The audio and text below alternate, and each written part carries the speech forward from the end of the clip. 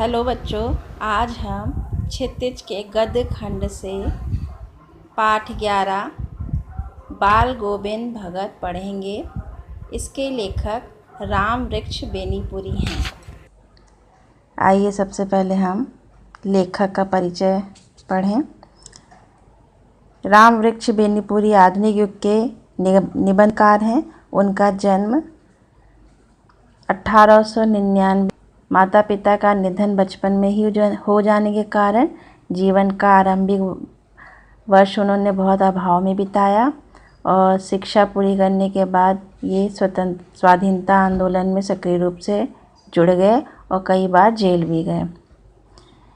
इनकी प्रमुख कृतियां हैं तरुण भारत, किसान मित्र, बालक, युवक, योगी, जनता, जनवाड़ी आदि। तो ये एक पाठ रेखा चित्र है जिसमें उन्होंने बाल गोविंद भगत का रेखा चित्र किया है और उसके माध्यम से एक ऐसे विलक्षण चरित्र का उद्घाटन किया है जो मनुष्यता, लोक संस्कृति और सामूहिक चेतना का प्रतीक है। तो आइए हम पाठ का सार पढ़ें। बाल गोविंद भगत लगभग 60 वर्ष के मंझोले कद के गोरे चिट्टे व्यक्ति थे। उनके बाल पक चुके थे अर्थात सफ़ेद हो चुके थे। वह बहुत कम कपड़े पहनते थे। कमर पर एक लंगोटी मात्र और सिर पर कबीर पंथियों की सी टोपी लगाते थे। वह कबीर को ही अपना साहब मानते थे। उन्हीं के गीतों को गाते और उन्हीं के आदर्शों पर चलते थे। वह कभी झूठ नहीं बोलते थे और सबसे खरा व्यवहार करते थे। इसका अर्थ यह नहीं कि वह कोई साधु थे। उनका एक बेटा और पतोहू मीन्स पुत्र वधू भी थी। थोड़ी सी खेती बाड़ी और एक साफ सुथरा मकान था। उनका सबसे बड़ा गुण उनका मधुर कंठ और कबीर के प्रति अगाध श्रद्धा एवं प्रेम था। वे कभी किसी की चीज़ नहीं छूते। जो कुछ खेत में पैदावार होती उसे कबीर पंथी मठ में भेंट स्वरूप ले जाकर रख देते और वहाँ से प्रसाद स्वरूप जो कुछ भी मिलता उसी से गृहस्थी चलाते। आषाढ़ की रिमझिम में जब समूचा गांव हल बैल लेकर खेतों में निकल पड़ता और बच्चे भी जब खेतों में उछल कूद कर रहे होते, उसी समय उनके कानों में एक मधुर संगीत लहरी सुनाई देती। उनके कंठ से निकला संगीत का एक एक शब्द सभी को मोहित कर देता। तब पता चलता है कि बाल गोविंद भगत कीचड़ में लिपटे हुए अपने खेतों में धान की पौधों की रोपाई कर रहे हैं। काम और संगीत की ऐसी संयुक्त साधना मिलनी बहुत मुश्किल होती है। भादों की आधी रात में भी मेढक की टरटर से भी ऊपर बाल गोविंद भगत का संगीत सुनाई पड़ता है। जब सारा संसार निस्तब्धता में सोया होता है तब बाल गोविंद भगत का संगीत सभी को जगा देता है। कार्तिक में बाल गोविंद भगत की प्रभातियाँ, जो प्रातःकाल में गाया जाने वाला गीत है, प्रातःकाल से ही आरंभ हो जाता है। माघ में दांत किटकिटाने वाली भोर में उनकी अंगुलियां खंजड़ी मीन्स ढपली पर चलना आरंभ कर देती हैं और गाते गाते वह इतने जोश में आ जाते हैं कि उनके मस्तिष्क पर श्रम बिंदु चमक पड़ते हैं।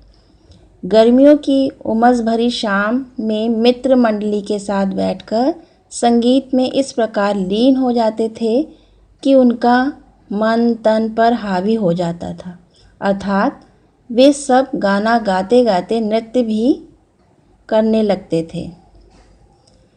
बाल गोविंद भगत की संगीत साधना का चरम उत्कर्ष उस दिन देखने को मिला जब लोगों को यह पता चला कि उनका पुत्र बीमारी के बाद चल बसा। लोग जब उनके घर पहुँचे तो देखा कि भगत ने मृत पुत्र को चटाई पर लिटाकर एक सफ़ेद कपड़े से ढक रखा है तथा उस पर कुछ फूल और तुलसी दल बिखेर दिए हैं। उसके सिरहाने पर एक चिराग जलाकर आसन जन्माए हुए गीत गाए जा रहे हैं। पतोहू को भी रोना भूलकर उत्सव मनाने को कह रहे हैं। क्योंकि आत्मा परमात्मा के पास चली गई है, जिसका शोक मनाना उनकी दृष्टि में व्यर्थ है।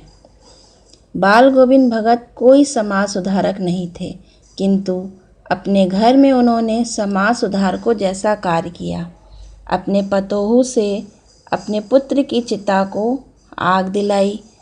श्राद्ध की अवधि पूरी होने पर पतोहू के भाई को बुलाकर उसके साथ भेजते हुए कहा कि इसका पुनर्विवाह कर देना, अभी यह जवान है।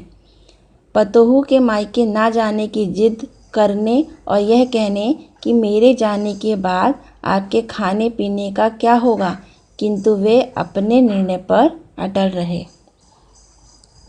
उनकी मृत्यु भी उनके व्यक्तित्व के अनुरूप शांत तरीके से हुई। करीब 30 कोस चलकर वे गंगा स्नान को गए और वही साधु सन्यासियों की संगत में जमे रहे। उन्हें स्नान की अपेक्षा साधु सन्यासियों की संगत अधिक अच्छी लगती थी। वहाँ से लौटकर उन्हें बुखार आने लगा। इस पर भी उन्होंने अपना नित्य नियम, दोनों समय का गीत, स्नान, ध्यान और खेती बाड़ी देखना इत्यादि नहीं छोड़ा।